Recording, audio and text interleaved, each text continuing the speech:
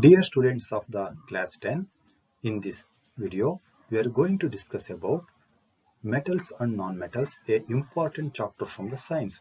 This is the part 1 video. Exactly in this video, we are going to discuss about some important physical properties of the metals and non-metals. Dear students, you know that this is a very important chapter and no teaching points is skipped for this year. That means you are supposed to learn and you are supposed to practice all the teaching points of the same chapter. Dear students, as you know that the matter in our surroundings are made up of atoms of different elements.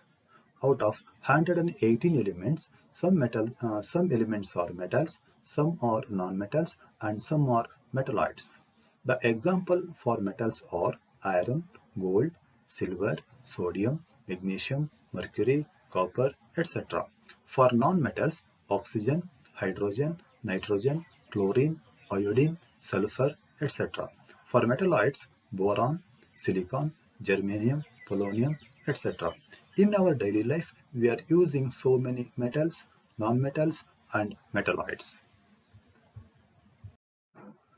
Dear students, now let's discuss about what is the meaning of metals or how can we define the term metals. Before going to definition, first you observe the image given at your right side of this slide. So this is a magnesium atom whose electronic configuration is 282, right? That means this atom contains two outermost electrons. That means two electrons are present in the outermost shell. So observe here, so these two are the electrons which are present in the valence shell or the outermost shell. So usually what happens during chemical reaction, this magnesium atom readily donate the two electrons for the another atom at the time of the chemical reaction. That it means usually the metals donate or loses electron at the time of the chemical reaction. The definition is metals are the elements, yes, metals are elements which can donate or which can lose electrons at the time of the chemical reaction. So usually as a metal loses electrons, these atoms become electropositive in nature. As the metals loses the electrons at the time of chemical reaction, the metals behave as the electropositive elements. Now discuss about the general properties of the metals. You can find the image here. Now you are finding some gold coins which are shiny in nature, which are solid in nature. That means generally metals are solid and hard in nature. The first property of metals, it is the metals are generally solids and they are hard in nature. Also the metals have the property of the lustrous. What is the meaning of lustrous? Very simple, the shiny nature of the metals. That means usually the metals in the pure form, they have the shiny surface. That means the metals are lustrous in nature. Dear students, now continue discussion with the general properties of metals. Now you can observe an image. This is the aluminum foil, aluminum sheet, right? It's a paper-like structure you can observe here. And this image it's a wire made up of the copper which can be made into the small wires, right? Let's come to the general properties.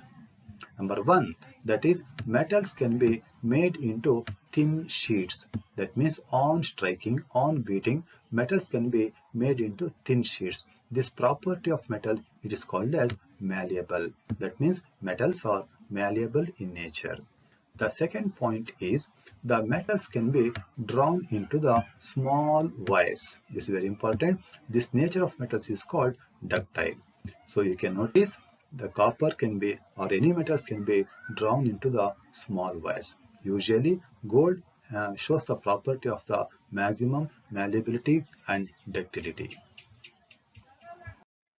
The next important physical properties of metals, that is the metals are the good conductors of heat and electricity. We can notice here the metals are the good conductors. That means whenever the metals are heated, they conduct electricity, they allow the heat energy to pass through them. That means metals are the good conductors of heat, they also allow the electric current. That's why we are using the cables for the time of the wiring. The next general property of the metals, it is, first you observe this image. You can find here an image of the bell at the temple or the church. So as the bell rings, it produces the sound. As on striking, metals produces the sound. This property of metals is called as the sonorous. Yes, metals are sonorous in nature. What is meaning of sonorous? That means metals produces the sound on striking. That's why our school bells also made up of the metals. It may be the iron or the steel. Dear students, now let's discuss about some exceptional properties of metals. Exceptional means some different properties of the metals. First, you observe the image at your right side. Here, a, a man is cutting something with a knife. In the second diagram, a liquid-like substance which can be poured into the vessel. Let's discuss these two images. The first point is mercury is a liquid metal. Very important. We know that generally the metals are solids in nature, but even though mercury is a metal, it exists in liquid state at its room temperature. This is an exceptional property of the metals. The second property is gallium and cesium.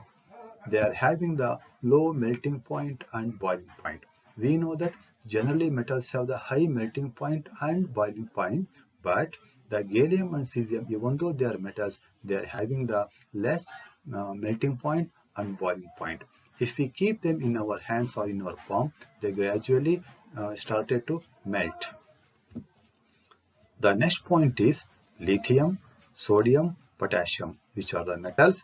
We say usually metals are hard in nature, but these three metals they're soft in nature. Generally, lithium, sodium, and potassium are called alkali metals. So these metals can be cut with the knife. They are the smooth metals. Now let's discuss about some important general properties of the nonmetals. Number one, majority of the nonmetals exist in either in solid state or in the gaseous state.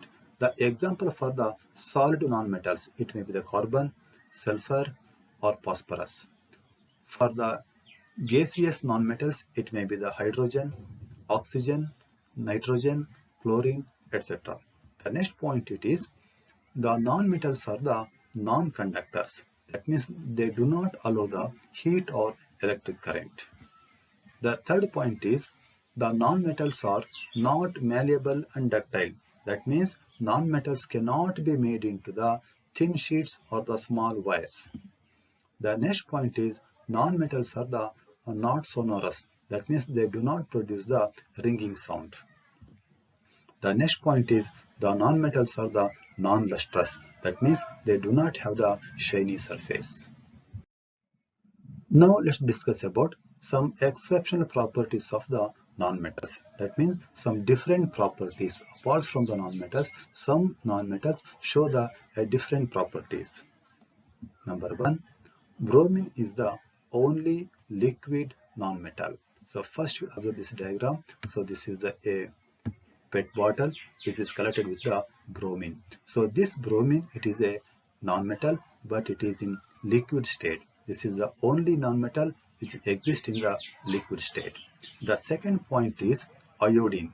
Iodine, even though it is a nonmetal, it has the lustrous nature. You observe here. So this is the crystals of the iodine, which is lustrous in nature, shiny surface.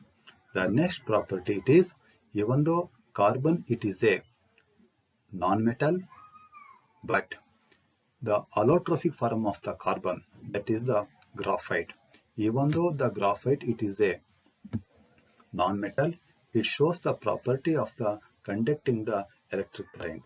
That means the graphite, even though it is a non-metal, it shows the property of the conduction. So usually this graphite rod is used in the Leclanc dry cells.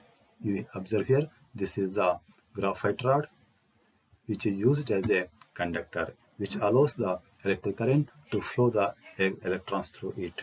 So totally, these three are the some exceptional properties of the non-metals.